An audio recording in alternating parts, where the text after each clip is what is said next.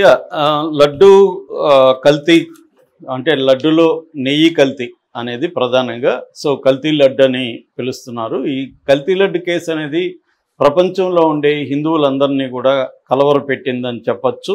ఇది ఎప్పుడు బయటకు వచ్చిందంటే సెప్టెంబర్ 19, 2024లో చంద్రబాబు నాయుడు ఒక వాళ్ళ కూటమికి సంబంధించిన సమావేశంలో ఫస్ట్ టైం ఆయన బయటపెట్టాడు. అదేంటంటే జూలైలో 2024 జూలైలో SMS ల్యాబ్స్ NDDB ల్యాబు గుజరాత్లో ఉన్న ల్యాబ్ దీన్ని టెస్ట్ చేసి ఇందులో beef టాలో, fish oil, Pig lord, animal fat ఉన్నట్టుగా చెప్పింది. ఇది జగన్ ప్రభుత్వం ఉన్నప్పుడే జరిగిందనేది ఆయన ప్రధానంగా ఆరోపణ చేశాడు. దాంతో వైసీపీ నుంచి వైవి సుబ్బారెడ్డి సుప్రీంకోర్టులో వేశాడు. దీని మీద విచారణ జరిపించండి, మా మీద ఇలాగా ఆరోపణలు వస్తున్నాయని. దాంతో సుబ్రహ్మణ్య స్వామి లాంటి వాళ్ళు ఇంకొంతమంది కూడా సుప్రీంకోర్టులో వేశారు. ఈ లోపలనే చంద్రబాబు నాయుడు సెప్టెంబర్లో 24 ఆ ప్రాంతంలో ఒక స్టేట్ లెవెల్లో సిట్ ఏర్పాటు చేశారు. దీని మీద అది విచారణ ప్రారంభించింది.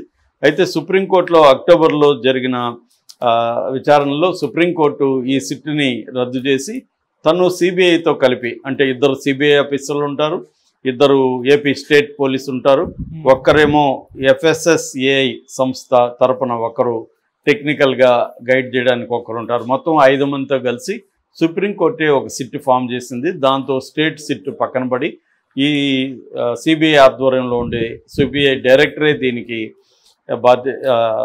ఇన్వెస్టిగేటివ్ ఆఫీసర్గా ఉంటారు.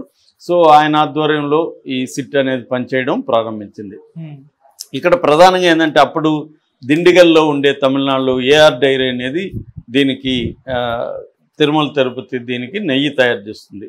ఎందుకంటే సంవత్సరానికి దాదాపు 500 కోట్ల రెవెన్యూ తీసుకొస్తుంది ఈ లడ్డు, అంత పాపులర్ కాబట్టి దీనికి సప్లై చేసేవాళ్ళు అంతకుముందేమో Nandini dairy, Karnataka KF Nandini dairy supply చేసేదాన్ని. జగన్ వచ్చిన తర్వాత దీన్ని మార్చి ఈ డైరీకి AR డైరీకి ఇచ్చారనేది ఆరోపణ. దీన్ని మళ్ళీ సనాతన ధర్మం పేరుతో పవన్ కళ్యాణ్ కూడా రంగంలో దిగి ఆయన ప్రాయశ్చిత్త దీక్ష కూడా 11 రోజుల పాటు చేయడం, సనాతన ధర్మ బోర్డు పెట్టాలని కూడా డిమాండ్ చేయడం, ఇవన్నీ చూసాం. సో ఓవరాల్గా అది సిట్టు చేతులకు వెళ్ళినాక ఆ సమస్యను పక్కన పెట్టేశారు. లడ్డు యథావిధిగా లడ్డు సేల్స్ జరుగుతూనే ఉన్నాయి. అయితే సిట్టు వచ్చిన తర్వాత రంగంలో ఎదిగి లాస్ట్ ఇయర్ అంటే దాదాపు 1 ఇయర్ దాటిపోయింది. ఇప్పటికి 1 ఇయర్ అయిపోయింది సిట్టు రంగంలో దిగి. ఈ 1 ఇయర్లో ఏం చేసిందంటే ఈ డైరీలందరిని విజిట్ చేయడం, శాంపుల్స్ కలెక్ట్ చేయడం, కొంతమందిని అరెస్టులు కూడా చేసింది.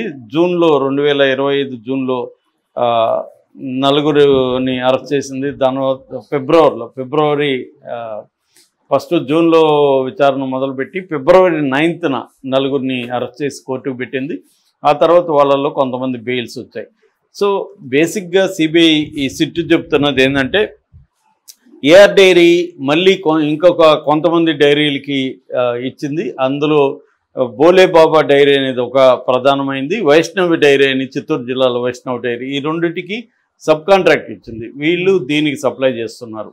సో ఈ సబ్ కాంట్రాక్టుల్లో అవకతవకలు జరిగాయి అనేది ప్రధానంగా చెప్తుంది.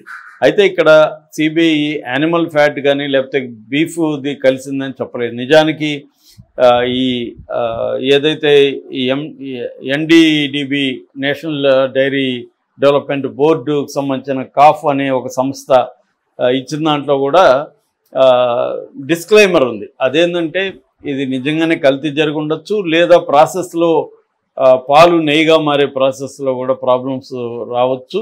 కాబట్టి ఇది 100% అది జరిగినట్టుగా నేను నిర్ధారించలేమనేది కూడా చెప్పింది. సో దాని మీద ఇప్పుడు సిట్టు రంగంలో దిగినాక సిట్టు కల్తీ అంటే యానిమల్ ఫ్యాట్ ఇదంతా కల్తీ జరిగినట్టు చెప్పలేదు, కానీ కల్తీ అయితే జరిగిందనేది మాత్రం సిట్టు నిర్ధారించింది. ఇప్పుడు లేటెస్ట్గా ఒక అతను అరెస్ట్ చేశారని చెప్తున్నారు. అంతకుముందు మొన్న కూడా చిన్న అప్పన్ అనే ఒక అతను ఈ కేసులో అరెస్ట్ అయినప్పుడు అతను వైవి సుబ్బారెడ్డికి ఆప్తుడని తెలుగుదేశం ఆరోపించింది. దాని మీద కథనాలు వచ్చాయి.